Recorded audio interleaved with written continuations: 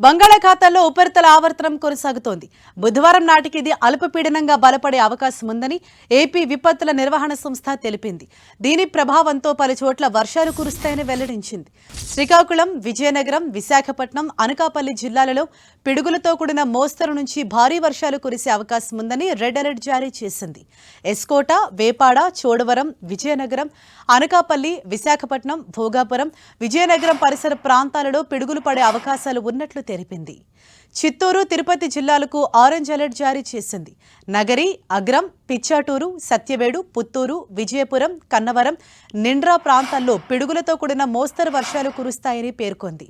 శ్రీకాకుళం, పార్వతీపురం మన్యం, కాకినాడ, అంబేద్కర్ కోనసీమ, ఉభయ గోదావరి జిల్లాలు, ఏలూరు జిల్లాల్లో చెదురుమదురుగా వర్షాలు కురిసే అవకాశం ఉందని ఎల్లో అలర్ట్ జారీ చేసింది.